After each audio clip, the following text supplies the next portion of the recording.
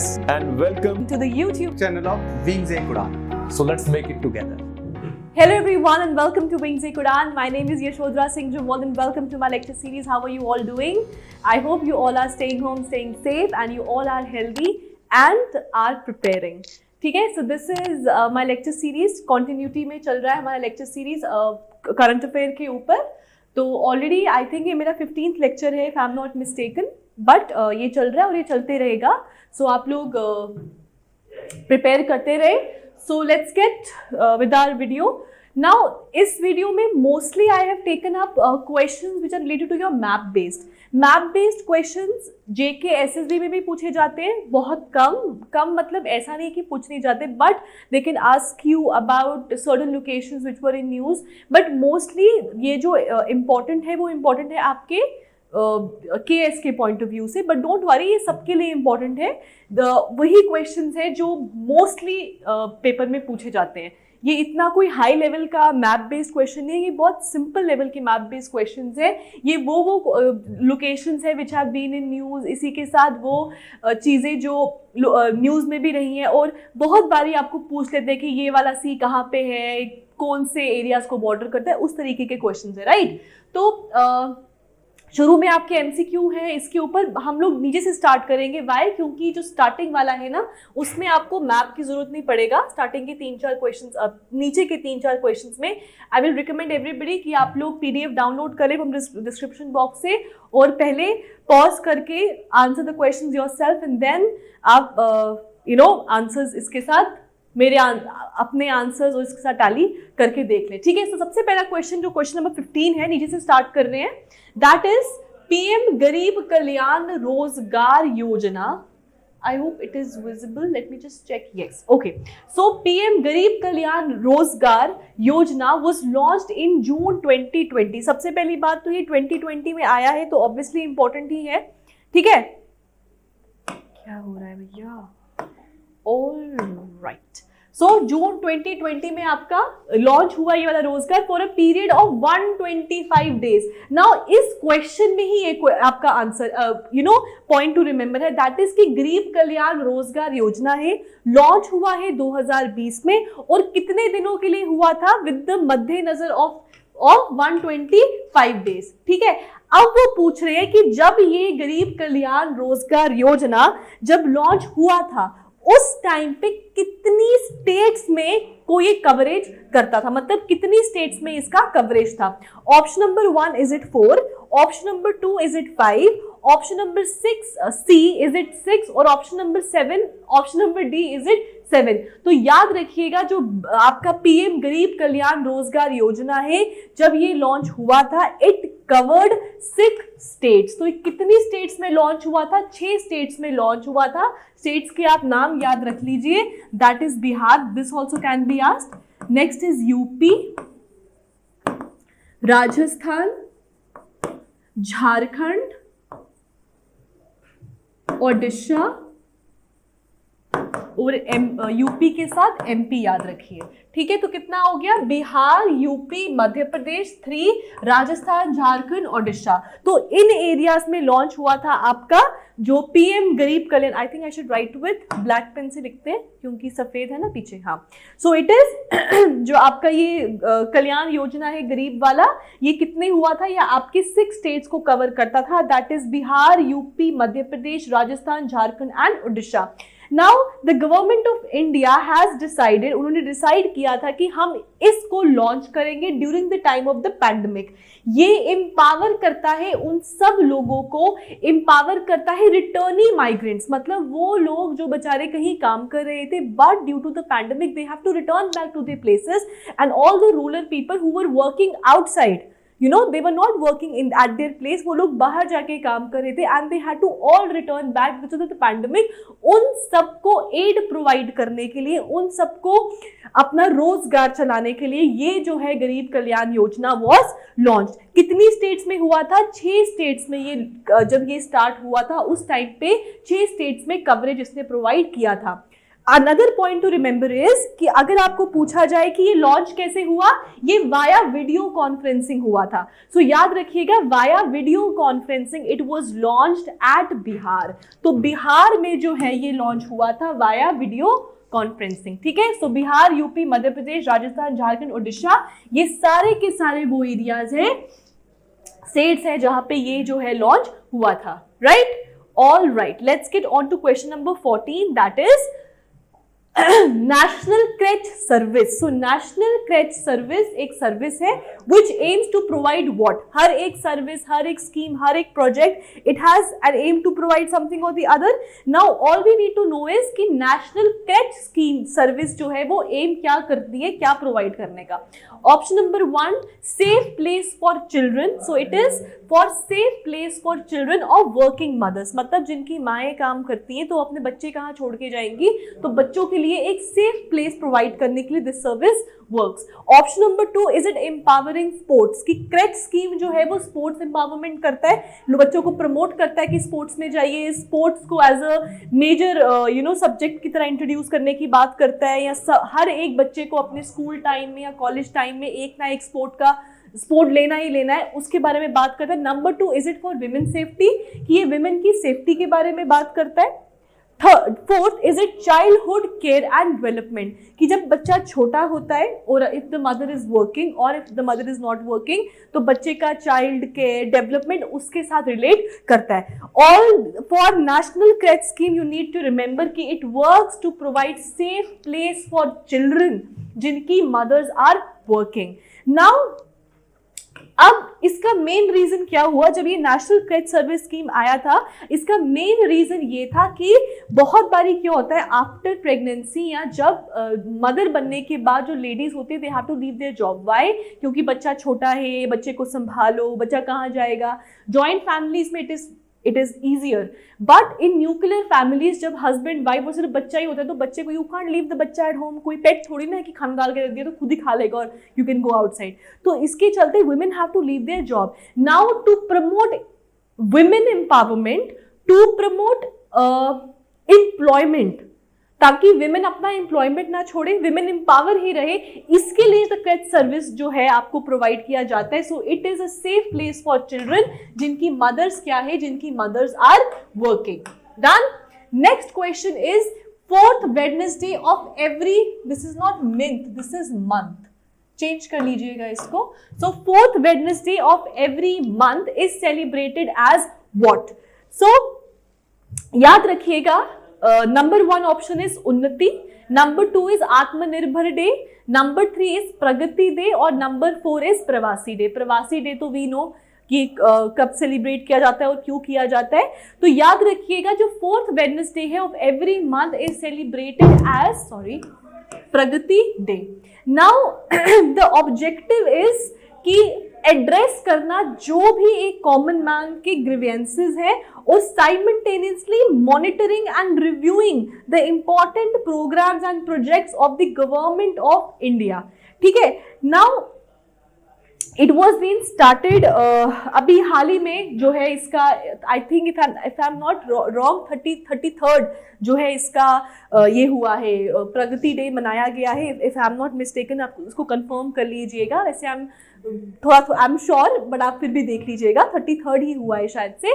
तो प्रगति डे आपको ये याद है 33rd है, क्योंकि एवरी मंथ है। So all you need to remember is कि प्रगति डे है क्या? प्रगति डे है कि फोर्थ वेडनेसडे और एवरी मंथ को सेलिब्रेट किया जाता है इस प्रगति डे। और प्रगति डे में कुछ भी नहीं है, it was started by our prime minister Narendra Modi and it is just कि सब जितने भी लोग हैं अपने कॉमन मैन है वो अपने ग्रीवियंसेस, उसको अगर कोई भी योजना प्रोजेक्ट के बारे में कुछ जानना है तो इट्स जस्ट लाइक कि एक दिन रखा है जिसमें जैसे पुराने टाइम पे तो था ना कि राजा यूज टू हियर सबकी प्रॉब्लम, वैसा ही है कि इसमें जो आपके पीएमओ हैं, प्राइम मिनिस्टर ऑफिस, वो लोग सुनेंगे कॉमन मैन के ग्रीवियंसेस।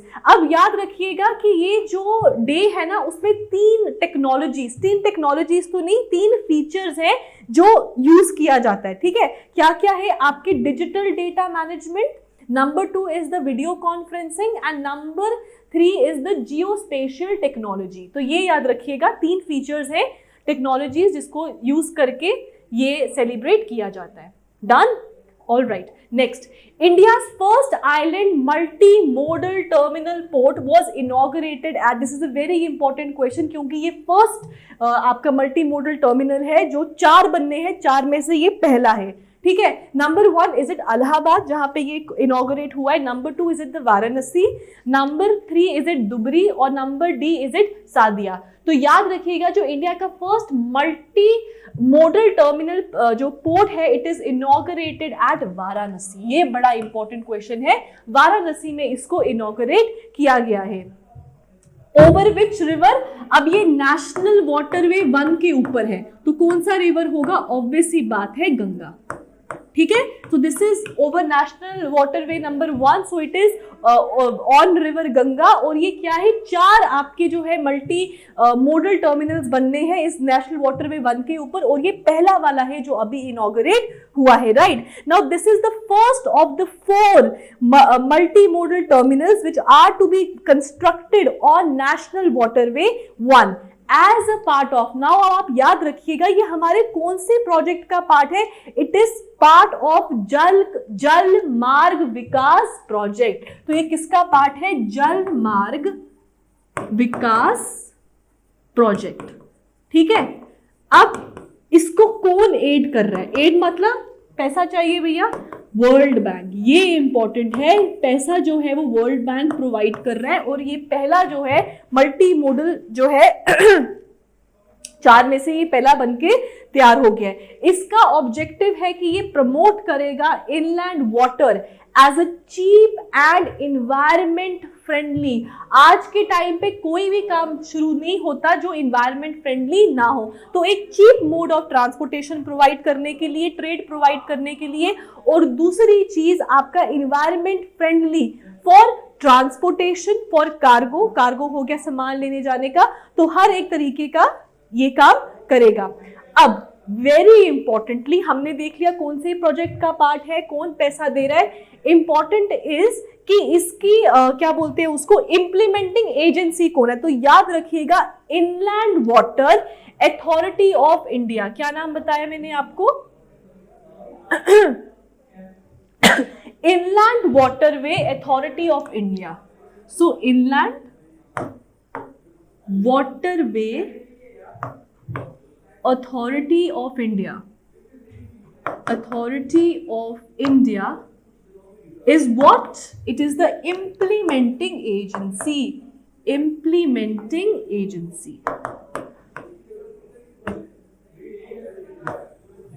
ठीक है, तो ये याद रखिएगा आपका inland waterway authority of India is the project implementing agency. Am I clear? कोई प्रॉब्लम तो नहीं इसमें? Okay, so let's move on to the next question. That is, all right. So question number 11. Question number 11 is. Welcome everyone. Guys, JKPSI की 800 post recommend हो चुकी हैं और eligibility criteria भी आ चुका है।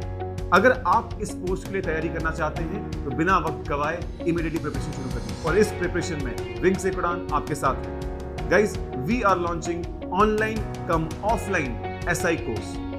मतलब ये कि आप इमीडिएटली अपनी ऑनलाइन प्रिपरेशन स्टार्ट कर सकते हैं और जैसे ही गवर्नमेंट के द्वारा लगाई हुई रिस्ट्रिक्शंस को लिफ्ट अप किया जाता है आप ऑफलाइन कोर्स ज्वाइन कर सकते हैं। वो अमाउंट जो आप ऑनलाइन पे करेंगे वो ऑफलाइन में से डिडक्ट हो जाएगा। और जो लोग ऑफलाइन ज्वाइन नहीं भी कर सकते, जो फार फ्लंग एरियाज से हैं, उन लोगों को बता दूं कि हम आपको प्रॉपर मेंटर करते रहेंगे, प्रॉपर गाइड करते रहेंगे ताकि आप भी वही फायदा उठा सकें जो ऑफलाइन कोर्स में उठाया जा सकता है।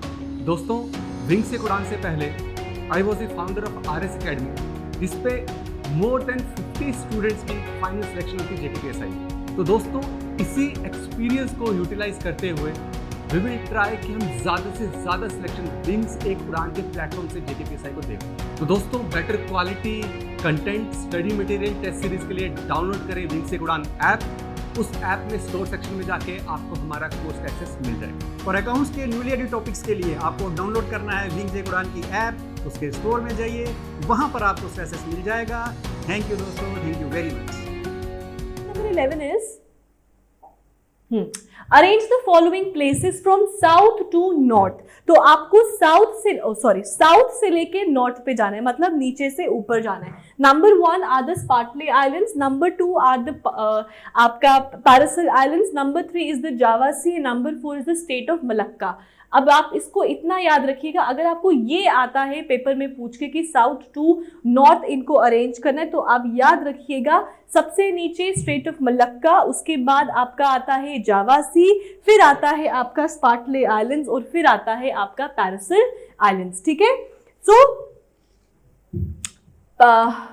ओके, ये क्या हो गया? ठीक है, so it is 4 3 So it is 4 3 2 1 4 3 1 2. So 4 3 1 2 4 3 1 2 इस तरीके से है ये साउथ टू नॉर्थ। याद रखिएगा साउथ टू नॉर्थ, अगर नॉर्थ टू साउथ होगा तो आपका उल्टा हो जाएगा, फिर 2 1 3 4 आ जाएगा। ठीक है, okay. Question number 10। Okay, let's start from the beginning, क्योंकि अब मैंने मैप जो है वो वैसे लगाए हैं। ठीक है, चलो आ जाओ जी क्वेश्चन नंबर 1 पे। Question number 1 is which of the following central Asian countries border China, कि इनमें से ऐसी कौन कौन सी कंट्रीज है जो चाइना के साथ बॉर्डर शेयर करती है, और ये सारी की सारी क्या है आपकी सेंट्रल एशियन कंट्रीज हैं। ठीक है, ओके, आप मुझे कमेंट सेक्शन में बताएंगे कितनी सेंट्रल एशियन कंट्रीज और उनके नाम। तो this is a question for you all. Next जो लेक्चर सीरीज होगा मैं उसमें उसका आंसर भी बताऊंगी और कुछ आपको फैक्ट्स बताऊंगी। स्टैटिक जीके का पार्ट है, some facts about your central Asian countries, but you have to tell me first of all कि कितनी कंट्रीज हैं जो आपकी सेंट्रल एशियन है और उन सबके नाम। ठीक है, चलो, सो अब आपको बताना है सेंट्रल एशियन कंट्रीज, और यहाँ पे आपका China. I just show you the map right now. तो बताना है कौन कौन सी ऐसी कंट्रीज हैं जो बॉर्डर शेयर करती हैं चाइना के साथ। पहला है आपका Kazakhstan, number 2 is Turkmenistan, number 3 is Uzbekistan, number 4 is Kyrgyzstan. तो कौन कौन सी कंट्रीज है याद रखिएगा जो कंट्रीज बॉर्डर शेयर करती हैं चाइना के साथ, that is Kazakhstan and your Kyrgyzstan. So it is 1 and 4। Turkmenistan और उज्बेकिस्तान जो है वो बॉर्डर नहीं शेयर करती हैं आपकी चाइना के साथ। तो कौन कौन सी हैं आपकी Kazakhstan and Kyrgyzstan. I just show you the map here. ठीक है, तो कौन कौन से एरियाज हैं जिसके साथ चाइना बॉर्डर लगाता है। दिस इज चाइना, ये आपका चाइना आ गया, ये आपका सेंट्रल एशियन कंट्रीज आ गया। This is Kazakhstan, this is Kyrgyzstan, Tajikistan, Uzbekistan and Turkmenistan. Right, याद रखिएगा। अब देखो, अकॉर्डिंग टू द क्वेश्चन उसमें आपका कजाकिस्तान आ गया और आपका किर्गिस्तान आ गया, लेकिन एक्चुअली में आपकी कितनी कंट्रीज हैं, कजाकिस्तान, किर्गिस्तान और तजाकिस्तान। ये तीन जो है ये तीनों बॉर्डर लगाती हैं आपके चाइना के साथ। बट आपको ऑप्शन में तजाकिस्तान है, तुर्कमेनिस्तान दिया हुआ था, तो तुर्कमेनिस्तान का कोई रोल नहीं है चाइना के साथ। और उज्बेकिस्तान जो है वो ऑलरेडी लैंडलॉक्ड है, वो तो खुद ही इनके बीच में दबा हुआ है, इसका तो कोई रोल ही नहीं है चाइना के साथ। तो अगर पूछा जाए कौन कौन से countries they share border with China central Asian, तो उसमें कजाकिस्तान, किर्गिस्तान और तजाकिस्तान तीनों हैं। But according to our question, जो हमको क्वेश्चन दिया हुआ है उसके अकॉर्डिंग जो है आपका neither is your Turkmenistan and nor is your Uzbekistan are part share border with China. Why? Because it is not Turkmenistan, it is Tajikistan which share border with China. Right, so it is 1 and 4। Any confusion? चलो, किसी ने comment किया था कि ma'am आप map देख के बताएं, सो आई हैव मेड श्योर कि आज मैं आपको मैप देख के पढ़ाऊं। ठीक है, okay. So question number 2। Question number 2 is which among the following countries is south east Asia in landlocked, is landlocked, sorry. इनमें से कौन सी ऐसी कंट्रीज है, ये 3 कंट्रीज के नाम दिए, बताओ इनमें से ऐसी कौन सी कंट्री है जो south east Asia, they are south east Asian countries जो लैंडलॉक्ड है। लैंडलॉक्ड का मतलब क्या हो गया, जो आपकी पानी के आगे पीछे पानी का कुछ नहीं है, जो है आपके लैंड के साथ जो है वो घिरा हुआ है। ये रहा जी आपका मैप। ठीक है, सो इट इज, कौन कौन से ऑप्शन दिए थे आपको, वियतनाम, थाईलैंड एंड लाओस, ये आपको ऑप्शंस दिया हुआ था. So now this is Vietnam. पानी है तो लैंड लॉक नहीं है, लैंड के साथ लैंड लॉक्ड, कि लैंड के आगे पीछे इट इज लॉक्ड. ओहो, I am also locked with the wire. Okay, so land के साथ लॉक हो गया है. सो क्या ये लैंड लॉक है? नहीं, पानी है.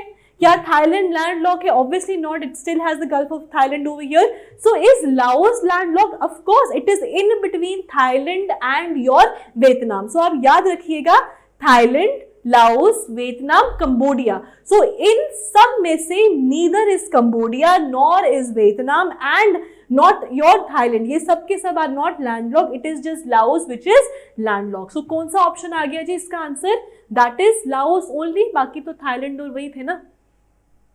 हाँ, तो क्या आ गया जी इसका आंसर? इसका आ गया one only.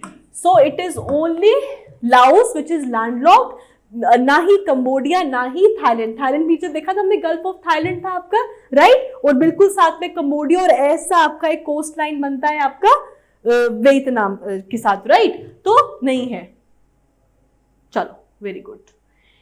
All right. Question number 3. Question number 3 is Dead Sea is a salt lake. I told you, एक बारी मैंने पहले भी ये क्वेश्चन पढ़ाया हुआ है, लेकिन मैंने मैप नहीं बताया था. और ये जो एरियाज है they have been a lot in news, इसीलिए मैंने जो आपका ये क्वेश्चन है I have taken that over again. तो याद रखिएगा, डेड सी का आई ऑलरेडी टोल्ड यू, ये सलाइन वाटर लेक है आपका. और साथ ही साथ इसमें इतना सैलिनिटी है कि आप इसमें डूबते नहीं. अगर आप इसकी फोटोज देखेंगे तो लोग ऐसे मस्त ऐसे लेटे हैं तैर के और किताब या कुछ पढ़ रहे हैं. सो क्यों? क्योंकि इतना सैलिनिटी है, इतना बॉयंसी है कि जो बॉडी है वो नीचे जाता ही नहीं है, it keeps on floating, right. All right. So it is इतना upward force है. Okay, so Dead Sea is a salt lake sandwiched in between which of the following countries? The country has been a lot in news. Number 1, is it Israel Jordan? Number 2, is it Israel Syria? Number 3, is it Jordan and Syria? और number 4, it is Syria and Lebanon. तो याद रखिएगा, ये एक sandwich जो lake है, it is in between Jordan and Israel. There it is. देख रहे हैं आप? And welcome to Wings Quran. There is an important announcement for all the PSC Assistant Registrar aspirants. Wings आपके लिए लेके आया है मेंटरिंग कम कोचिंग कोर्स. यानी जो भी बच्चा हमारा कोर्स सब्सक्राइब करेगा उसको एक मेंटर के थ्रू गाइड किया जाएगा. गाइस, मेंटरिंग का मतलब कि आपको एक particular faculty member properly guide करता रहेगा थ्रू आउट द प्रिपरेशन. उसके साथ साथ video course, study material, MCQ sessions, all will be included in this course. Guys, faculty members सारे वही होंगे जो पीएससी और यूपीएससी के एग्जाम्स को ऑलरेडी फेस कर चुके हैं, जिन्होंने मेंस लिख रखा है, जो इंटरव्यू स्टेज तक पहुंच चुके हैं. So all those people who are guiding you have already been through this exam. ये कोर्स विंग्स लेकर आ रहा है नॉर्थ इंडिया की सबसे बड़ी ऐप पे, दुरीना app.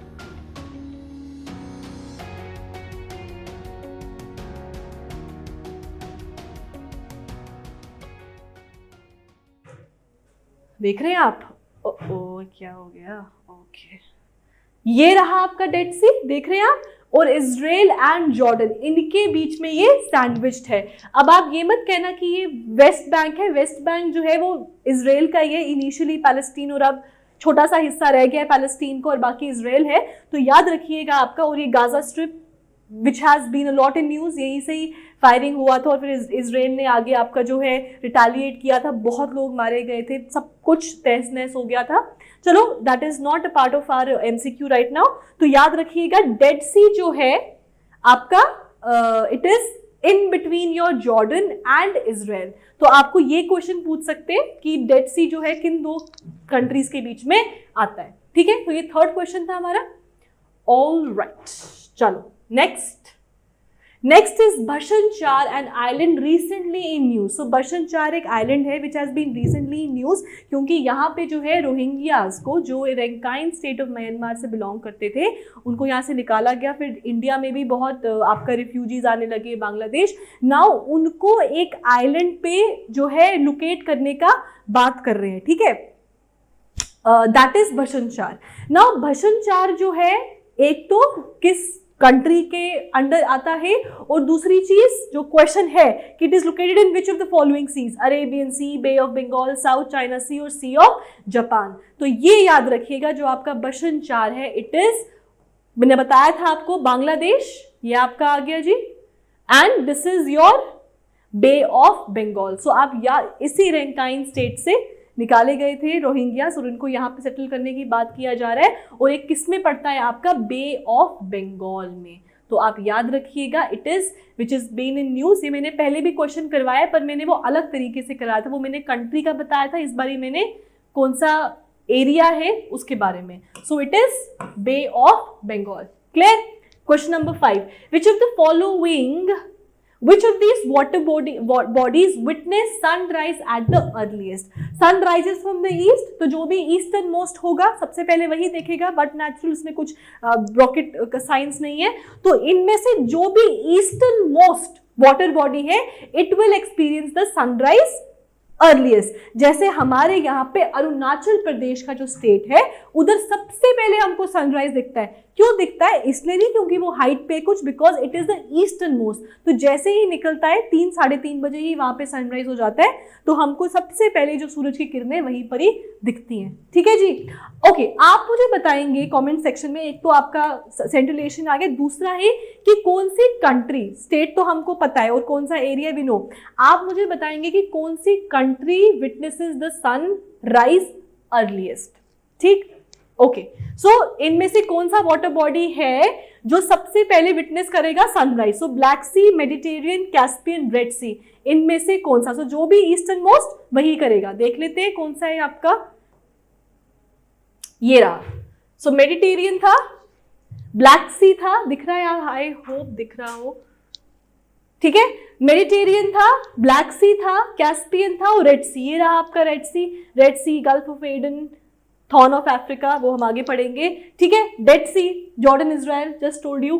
So it is Mediterranean, black sea, Caspian, red sea. Which is the eastern most? Eastern most is Caspian. तो सबसे पहला कौन सा है आपका वाटर बॉडी जो एक्सपीरियंस करेगा sunrise? Obviously it is Caspian सी।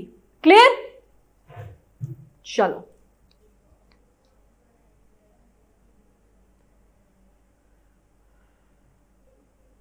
ये हो गया ना? हाँ,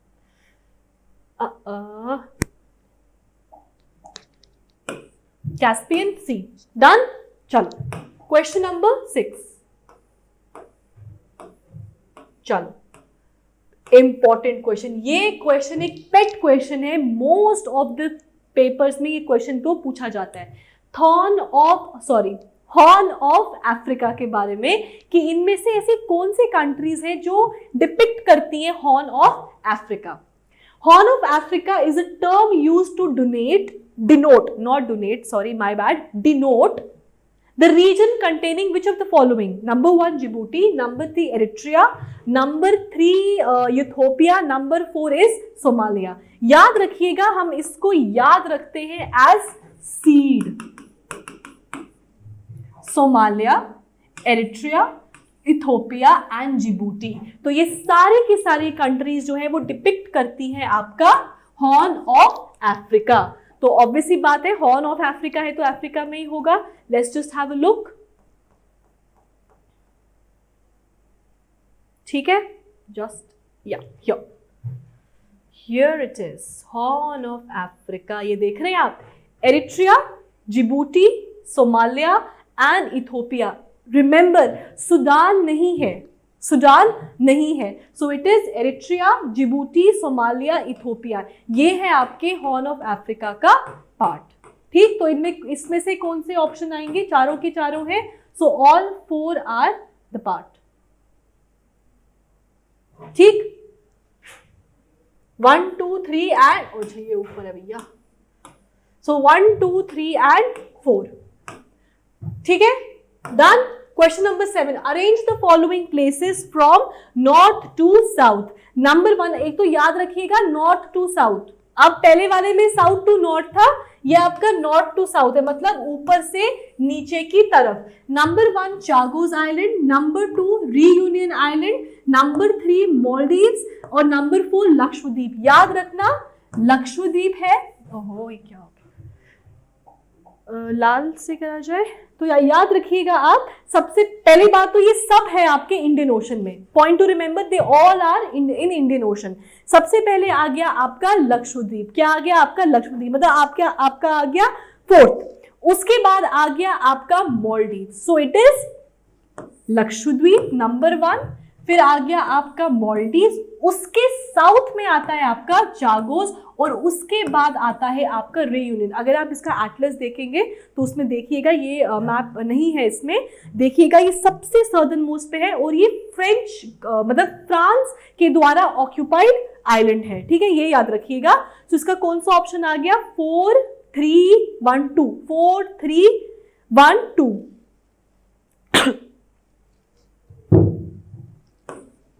4 3 1 and 2। 4 पे लक्षद्वीप, उसके साउथ में आ गया आपका मालदीव्स, उसके नीचे आ गया आपका चागोस आइलैंड, उसके बाद आ गया आपका रियूनियन आइलैंड। और याद रखना ये सब के सब जो है are part of the Indian ocean. Clear? Next is the Indian states bordering Bangladesh are. Number 1 Tripura, number 2 Sikkim, number 3 Assam and number 4 Mizoram. तो याद रखिएगा, सिक्किम तो है नहीं, ऊपर है, it is a sandwich between your Bhutan and Nepal, तो ये है नहीं। त्रिपुरा जी है, असम जी है, मिजोरम जी है, इसी के साथ 2 और है, मेघालय, क्या है आपका? मेघालय एंड वेस्ट बंगाल। ठीक है, और याद रखिएगा, अगर सबसे ज्यादा एरिया जो इनमें से कवर करता है, दैट इज कौन सी कंट्री करती है, सॉरी कौन सी स्टेट करती है बांग्लादेश के साथ, तो याद रखिएगा it is your West Bengal. तो क्या क्या आया इसका? 1 3 and 4, 1 3 and 4। अब इसका हम एक वो भी देखते हैं।